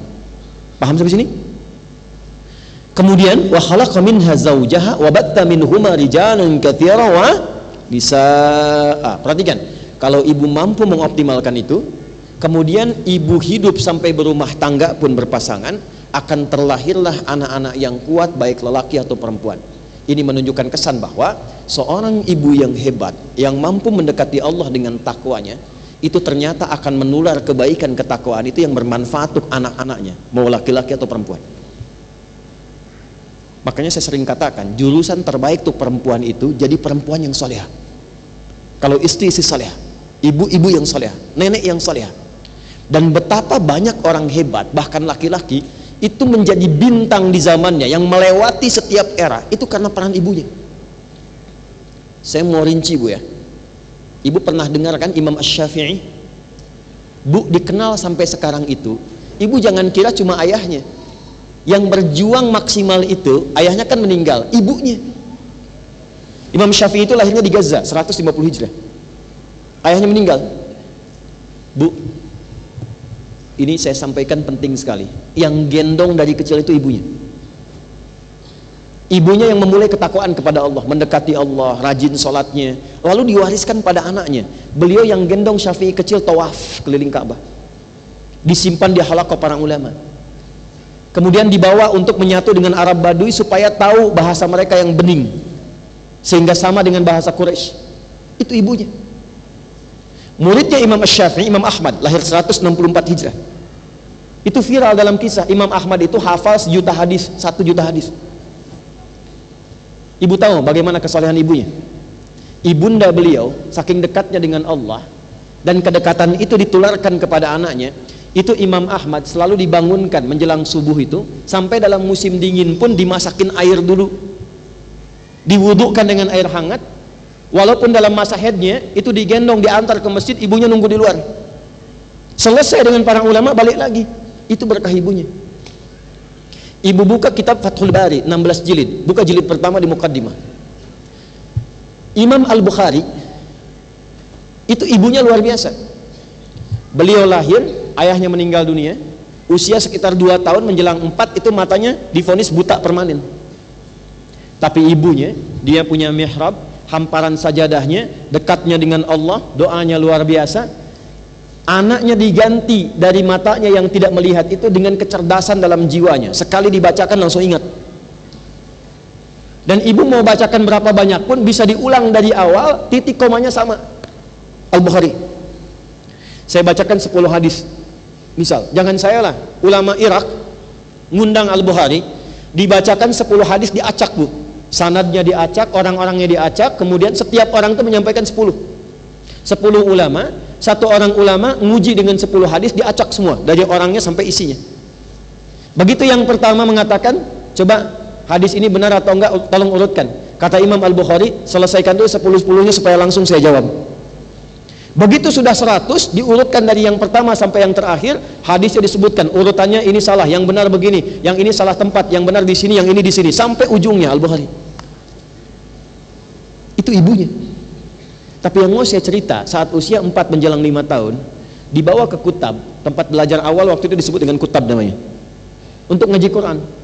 Itu begitu mengaji ke depan, level-level beliau itu sudah tinggi-tinggi semua, sudah senior. Cuma beliau yang kecil, dituntun oleh asistennya dari ibunya. Begitu sampai di tempat belajar, itu gurunya membacakan surat Qaf. Udah selesai, nanya iseng begini, man hafidha, siapa yang sudah hafal? Itu cuma Al-Bukhari kecil yang angkat tangan mengatakan, hafidhu an dhahri qalbi, saya sudah hafal dalam diriku. Hafal dalam kepala, itu kalimat yang benar. Ada hafal di dalam kepala, ada hafal di luar kepala. Hafal di luar kepala itu belum hafal namanya, karena masih di luar. Al-Bukhari benar kalimatnya, saya hafal di dalam kepala saya. Gurunya penasaran, diminta ke depan. Ini kisah nyata. Ta'al ya bunai, anakku sayang, maju ke depan. Nah, ini guru-guru kalau ikut pengajian ini, itu penting komunikasi dengan murid supaya merasa nyaman saat belajar. Begitu ke depan, ikra, baca. Bukan hanya hafalannya yang sempurna, tapi sifat hurufnya, tajwidnya, sampai ke makhrajnya itu persis sama dengan syekhnya. Maka didoakan, ditepuk pundaknya oleh syekhnya, atau kamakala terjadi seperti dulu. Apa yang terjadi? Kata syekhnya, minal an tadrusul hadis, mulai sejak ini ananda langsung belajar hadis. Karena syekhnya menyimpulkan Quran itu sudah dijamin oleh Allah mudah dihafal, hadis gak ada jaminan. Tapi anak ini adalah bintang, adalah berlian yang pasti kalau belajar hadis pun akan cepat dihafal. Maka dengan bangga pulang ke rumahnya, ini kisah nyata, bertemu dengan ibunya. Beliau nggak lihat, dia katakan, ummi, tadi terjadi begini. Tadi saya belajar, kemudian saya diminta di tes hafalan, saya mengatakan begini, lalu guru saya mengatakan sekarang belajar hadis. Kata Al-Bukhari kecil, uridul hadis, saya pengen belajar hadis. Kata ibunya, ya bunayya iktafi bil Quran. Anakku sayang, Quran dulu ya, nanti kalau Quran dah selesai baru hadis. Kata Al-Bukhari, la uridul hadis. Enggak saya yakin dengan syekh, saya pengen bersamaan belajar Quran. Lalu setelah itu beliau meraba jalan ke kamarnya, ibunya masuk ke mihrabnya tadi. Nanti di akhir saya tutup cara untuk mengaktifkan jiwa takwa bagi perempuan, salah satunya itu, coba ibu siapkan mihrab. Yang di situ khusus ibu mencurhatkan diri dengan Allah. Masuk ke mihrabnya, dibentangkan sajadah, di situ beliau sholat 2 rakaat, berdoa minta dalam sujud kepada Allah supaya Al-Bukhari diberikan kesembuhan dalam matanya. Nah, saat ibunya ini berdoa, mengalir air mata, Yal Basir, Yalladzi ala kulli syai'in qadir, a'idz basiratabni. Ya Allah yang maha melihat, yang maha melampaui kuasamu atas segala hal, mohon kembalikan penglihatan anakku. Itu karena lelah tertidur. Al-Bukhari sedang mengulangi surat Qaf tadi. Sampailah di ayat 21 sampai 22. Begitu sampai di ayat itu dibacakan kalimat begini ayatnya. Laqad kunta fi ghaflatin min hadza fakashafna 'anka ghita'aka fabasaruka al-yawma hadid. Ayat ini sebetulnya berbicara tentang hukum akhirat yang semua orang tak melihat, dibuka oleh Allah pandangannya supaya melihat. Maka keberkahan ayat ini diturunkan pada Al-Bukhari ketika sampai pada kalimat laqad kunta fi ghaflatin an hadza. Dulu pandanganmu tertutup, gak bisa lihat. Fakashafna 'anka ghita'aka, maka mulai hari ini kami buka singkapan pandanganmu, fabasaruka al-yawma hadid, mulai detik ini kamu akan melihat lagi dengan tajam. Itu yang menurut medis butanya permanen. Seketika terbuka pandangannya, ibunya mimpi ketemu Nabi Ibrahim, disampaikan bahwa anakmu akan melihat lagi. Karena nama Al-Bukhari itu bukan nama asli. Aslinya Muhammad bin Ismail bin Ibrahim bin Al-Birdizbah bin Al-Mughirah Al-Ju'fi Al-Bukhari Al-Khurasani Al-Uzbekistani sekarang. Jadi Muhammad bin Ismail bin Ibrahim. Kalau ibu namakan nama orang-orang soleh, itu artinya tafaul, ingin mengikuti jejak kemuliaan mereka. Nah, di antara kemuliaannya Allah dekatkan sifatnya. Maka ketika ibu Imam Al-Bukhari berdoa, datang Nabi Ibrahim dalam tidurnya mengatakan, anakmu dapat kabar gembira dari Allah, akan melihat lagi. Anaknya mengulang Quran. Begitu tertidur, ini mengulang Quran sampai ke kalimat tadi, langsung dia kaget bangun, dia panggil ibunya. Ummi laqad ra'ait. Ibu, saya melihat lagi, katanya. Ibunya kaget bangun, dipeluk anaknya, ditenangkan. Nih, lihat bahasa ibu, ditenangkan. Ya bunayya rabbama ra'aita biqalbik. Nah, mungkin engkau melihat dengan hatimu. La bal bi'aini, enggak, dengan mata saya. Ini ibu pakai baju ini, di sekitar kita ada benda ini. Maka sadar ibunya bahwa anaknya sudah mendapatkan kemuliaan dari Allah, dibuka kembali penglihatannya, keduanya berpelukan. Sejak itulah belajar hadis sampai menghimpun Sahih Al-Bukhari sekitar 16 tahun. Itu ibunya. Nah, maka ayat ini ingin mengatakan, duhai para ibu, aku telah ciptakan engkau istimewa, kata Allah. Ada hal-hal yang baik dalam dirimu, maka keluarkan, eksplor itu dengan jiwa takwamu, supaya terlahir keturunan-keturunan yang hebat. Kalau perempuan dia afiat, kalau laki-laki dia kuat dalam kebaikan. Bagaimana caranya? Maka masuklah ke aspek-aspek peningkatan takwa. Nanti contohnya istri si Nabi tadi, caranya yang ini. Yuk masuk Quran surah ke-30 ayat 21. Ya Allah, yang saya lihat itu adalah jadwal sholat subuh 4.33, berarti nggak gerak-gerak dari tadi, kenapa gitu ya? Saya kan mau berhenti 15 menit lagi ya, saya kira udah 33, ternyata udah 44. Yang saya lihat ternyata jadwal imsak 4.33. Allah. Dah, Quran surah 30 ayat 21 ada? Ya, paling kiri sebelah bawah. Wa min ayatihi an khalaqa lakum min anfusikum azwaja litaskunu ilaiha wa ja'ala bainakum mawaddatan wa rahmah inna fi dzalika laayatil liqaumin yatafakkarun. Satu, mencari pasangan yang saleh, atau sekali lagi mencari pasangan yang saleh, atau memohonkan kepada Allah dari pasangan yang Allah titipkan menjadi saleh. Berusaha bersama menjadi saleh. Ini dimulai dalam fase kehidupan rumah tangga. Sudah? Ibu kan tadi ingin samara kan? Ya kan? Di rumah tangga ingin sakinah, mawaddah dan coba lihat di ayat itu dibuka dengan kalimat ayat. Wa min ayatihi. Ayat disebutkan 64 kali dalam Quran. Dan tidak ada satupun kata ayat di Quran kecuali menunjukkan kedekatan dengan Allah. Jadi bukan sekedar tanda. Di pernikahan itu sering disebutkan begini, dan di antara tanda-tanda kebesaran Allah, gitu kan? Itu kurang lengkap. Tanda itu ada 3. Ada wasmah, ada alam, alamat, ada ayat. Ayat itu tanda yang mendekatkan seorang hamba dengan Allah. Itulah sebabnya kenapa isi Quran disebut ayat, karena setiap kali kita baca Quran, keadaan kita lebih dekat dengan Allah. Jelas? Nah, di sini pernikahan dibuka dengan kata ayat, wa min ayatihi an khalaqalakum min anfusikum azwaja. Nah, itu azwaja itu nikah, tapi dibuka dengan ayat. Baru muncul di situ sakinah, mawaddah dan rahmah.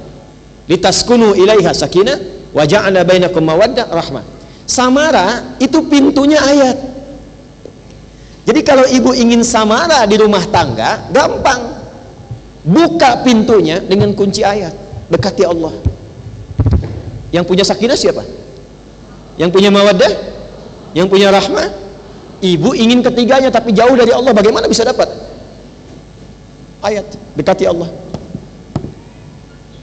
Siapa yang mendekati ayat ini, mendekati Allah ini dengan ayat itu? Satu, karena ini konteks kajiannya untuk perempuan, pertama dimulai dari ibu dulu.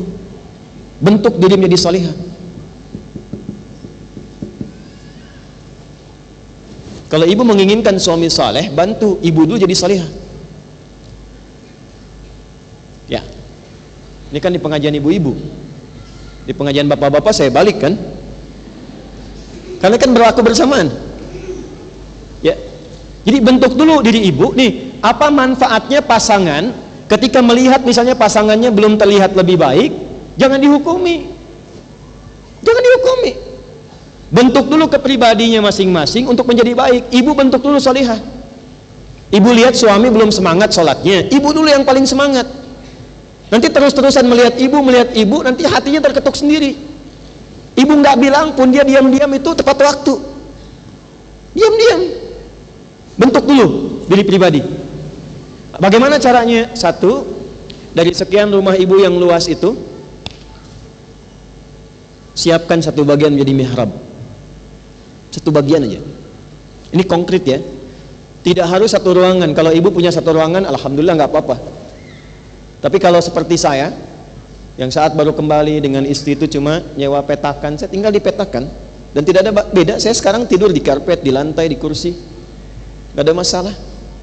Kan dunia sementara, besok juga tidur di tanah kan? Gak ada masalah. Apa yang besar di dunia ini?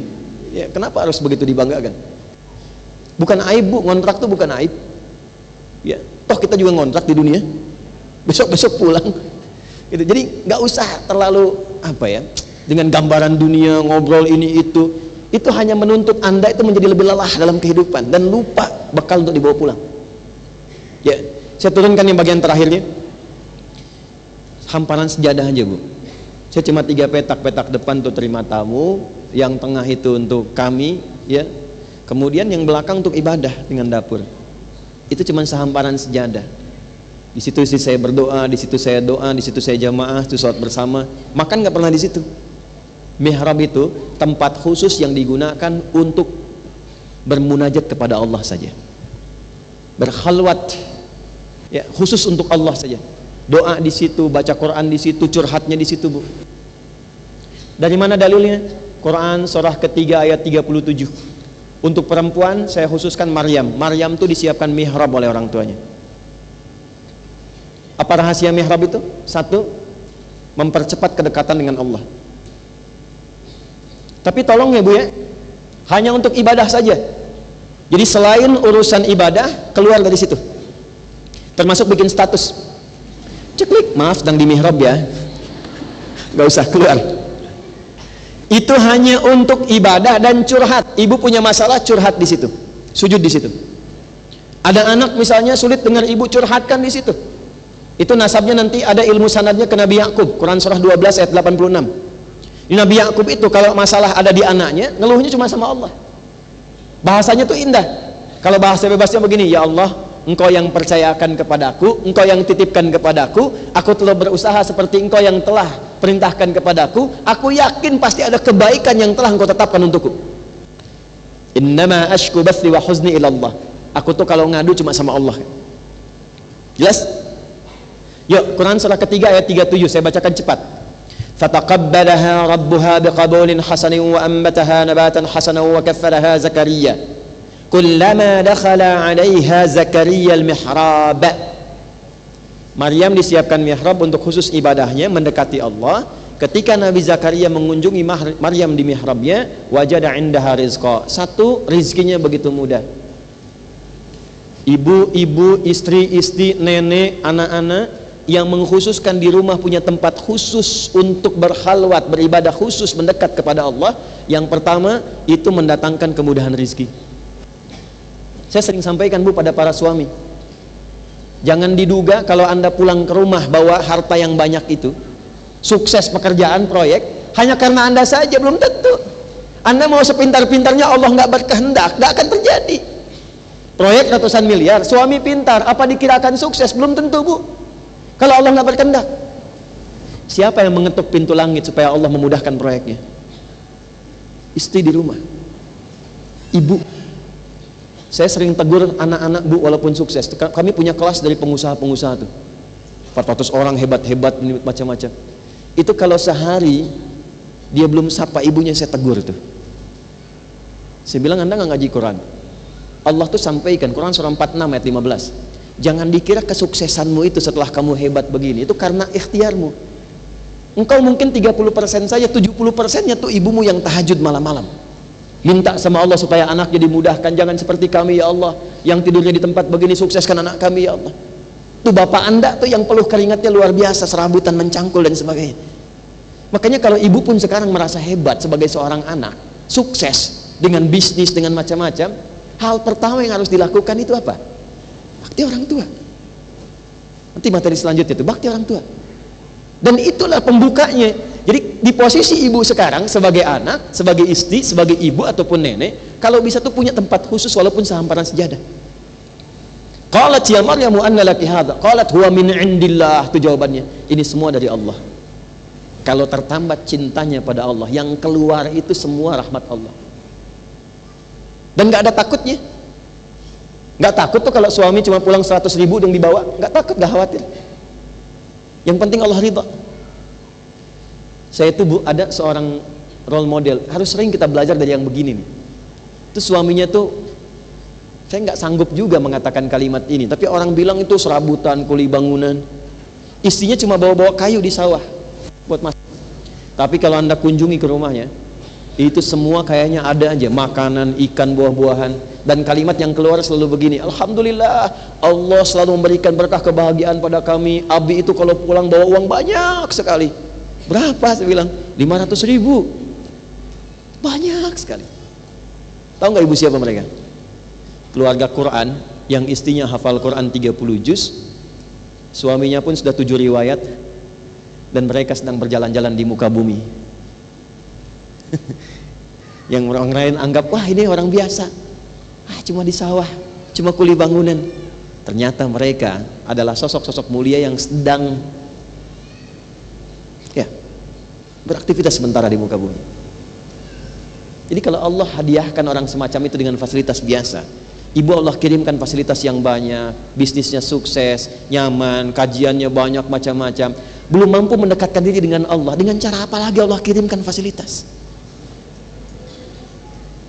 Coba diukur itu poinnya.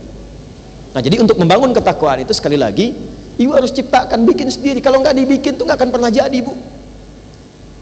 Sudah, tinggalkan tuh pendapat-pendapat banyak orang sekarang bahwa oh perempuan harus setara, harus begini. Enggak, yang terhebat itu Anda jadi ibu yang baik, istri yang salehah, anak yang salehah. Mulai dekati Allah dulu.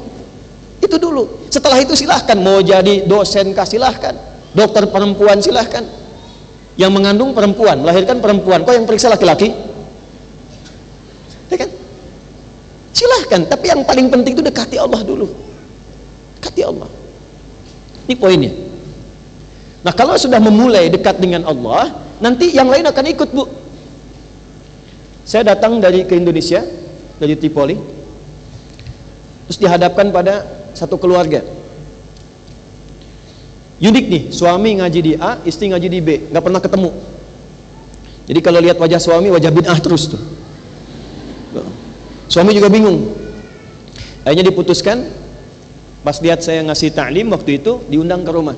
Jadi guru-guru istrinya diundang semua, yang suami juga datang, dialog dengan saya. Karena mereka senang Quran hadis, yang saya keluarkan Quran hadis, ketemu. Akhirnya yang ini kita turunkan, yang ini kita naikkan, ketemu di satu titik. Alhamdulillah berkah. Apa yang terjadi? Keduanya kompak. Istri menyadari kekurangannya di sini, suami menyadari ini yang harus dilakukan. Ketemu satu titik, istrinya berusaha dulu merubah menjadi lebih baik, suaminya ikut. Sekarang istrinya pentahsin Quran, senang dengan Quran. Suaminya buka rumah Quran, menyebar hampir di seluruh Indonesia. Yang paling menarik, yang luar biasa, begitu begitu ibu dan suami istrinya dekat dengan Allah, anaknya ikut semua ke bawahnya. Anak pertamanya senang Quran, keduanya senang Quran, terus dan nyebar. Sahabatnya pun jadi ikut. Itulah keindahannya, Bu. Jadi jangan vonis dulu, suami saya begini, kenapa nggak seperti Ustadz ya? Itu yang Allah kirimkan, itu yang ibu rawat. Ibu dihisab dengan suami ibu, bukan suami orang. Catat itu. Bikin status. Anda dihisab dengan suami Anda, bukan suami orang. Makanya saya sering katakan, jangan terlalu banyak berharap kepada saya atau siapapun sepanjang Allah sudah kirimkan pasangan hidup yang baik. Jelas ya? Jaga itu baik-baik. Nah, terakhir, tadi baru menikah kan, terus ada mihrab, sekarang mengandung, mau melahirkan keturunan, turun ayat. Quran tuh detil banget. Dari ibu dicipta, apa keistimewaannya, keindahannya apa, sebelum menikah bagaimana, saat menikah, saat sedang mengandung, hamil pun ada turun ayatnya. Quran surah ke-7 ayat 189.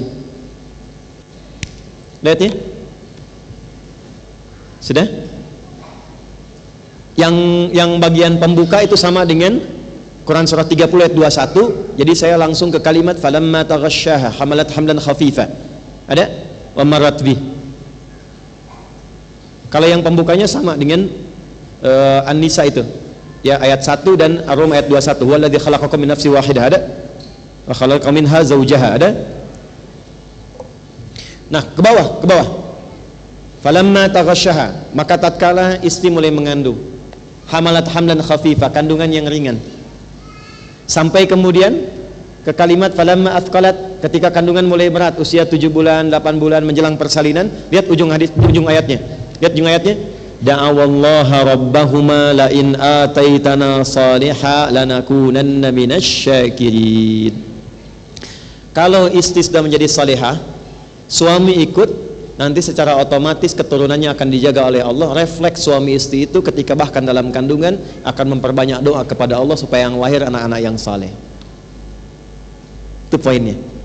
Ya Allah, sekiranya Engkau menganugerahkan anak yang saleh kepada kami akan sangat bersyukur, dan itu menghilangkan semua rasa sakit yang sedang dirasakan oleh istriku. Jadi adabnya begini, kalau istri mengandung itu suami berdoa. Bukan hanya istri yang berdoa, dua-duanya. Dan saling mensupport. Nah, itu tidak mungkin bisa terjadi kecuali apa? Ibu bentuk dulu sebagai karakter salihahnya muncul dalam kehidupan dengan jiwa takwanya. Jadi kesimpulan cepatnya adalah, inilah diantara karakter-karakter perempuan yang ditampilkan dalam Al-Quran. Dari mulai keindahannya, kenapa mesti berjilbab, dari mulai keadaan hatinya yang kadang perasa tapi lembut, ya, kemudian dari mulai perangai dalam kehidupannya, ditempatkan sebagai pribadi, sebagai istri, sebagai ibu, sebagai nenek, dan turunan-turunan lainnya. Kalau kita ingin melihat lebih jauh tentang praktek ini, bagaimana detil prakteknya, kalau sholatnya seperti apa, kan ada mihrab kan, tapi belum tahu sholatnya kan, seperti apa tuh, dari mana ilmunya, bagaimana membawa jiwa takwa saat masak, bagaimana membawa jiwa takwa saat suami sedang bertugas di pekerjaannya. Tidak ada praktek paling sempurnanya kecuali pada istri-istri Rasulullah Sallallahu Alaihi Wasallam. Itulah sebabnya kenapa Nabi hampir semua aktivitas yang penting di dunia beliau melakukannya. Beliau pemimpin, beliau pernah berbisnis menggembala kambing, beliau pernah berjualan sampai juga merantau keluar, ya, beliau juga pernah merawat orang-orang sekitaran, semua aspek itu sehingga pendamping beliau mudah untuk diteladani. Nah, ibu sekalian, semua optimalisasi kesempurnaan dari sifat ini, contoh paling optimalnya Sayyidah Khadijah. Jadi kalau ibu bisa belajarkan dan keluarkan sifat-sifat yang pernah kita bahas dulu, itu insya Allah samara bisa dibawa ke dalam kehidupan rumah tangga. Tapi kalau ingin belajar detailnya, kita harus turunkan setiap karakter istri Nabi supaya sesuai dengan apa yang akan ibu